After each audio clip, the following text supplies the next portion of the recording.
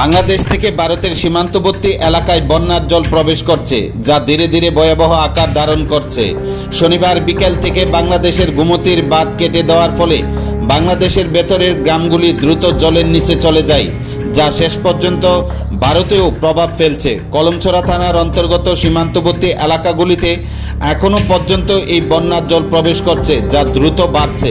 জানা গেছে, বাংলাদেশে বুড়িচং, শহীদুল, পাসরা, হায়দ্রাবাদ, শঙ্কুচাইল, রাজাপুর, নাবিয়াবাদ, ফারিয়াদলা, পাঁচ পিলার গ্রামগুলোতে ব্যাপক ক্ষয়ক্ষতির পর সেই জল ধীরে ধীরে ভারতের ত্রিপুরা রাজ্যের বক্সনগর সীমান্তের 184, 185, 186, 187 নং এবং 188 নং গেটের সীমান্তবর্তী এলাকাগুলো দিয়ে প্রবেশ করছে।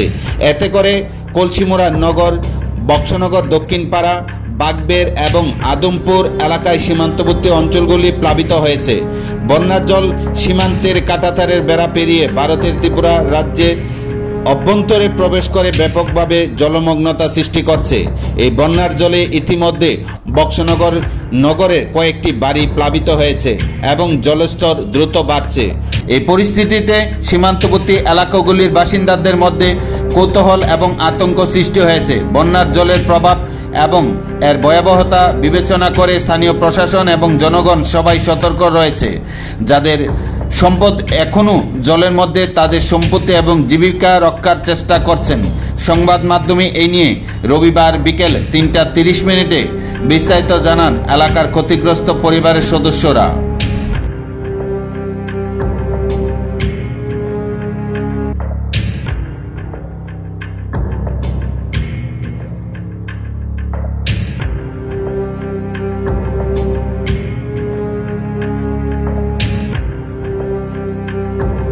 জল কোন সময় থেকে এত বাড়তি?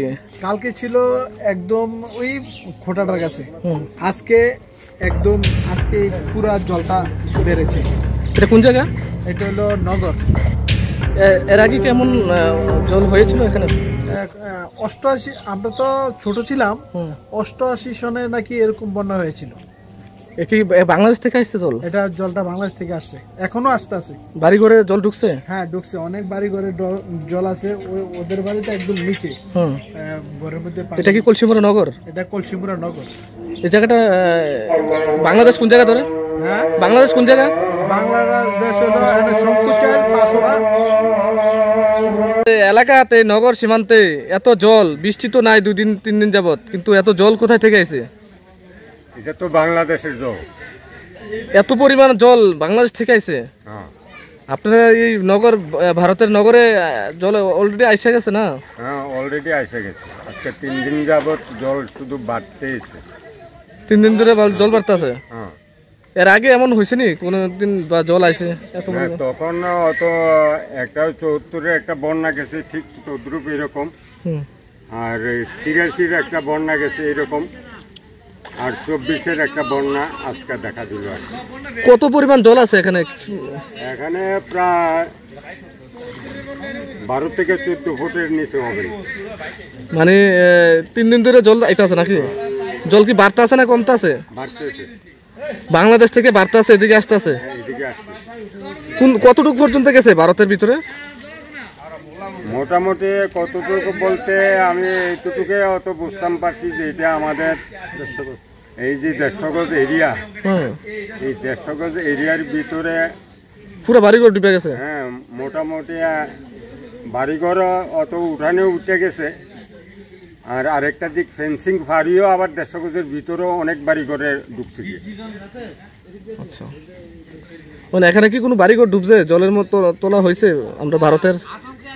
এখন মানুষ খুবই একটা আতঙ্কে আছে, যেটি অত মাটির দেওয়া ঘর, এই ঘরগুলা যখন অত পানিটা একটু টান ধরবে তখন এই ঘরগুলো আর থাকবে না, পড়ে যাবে।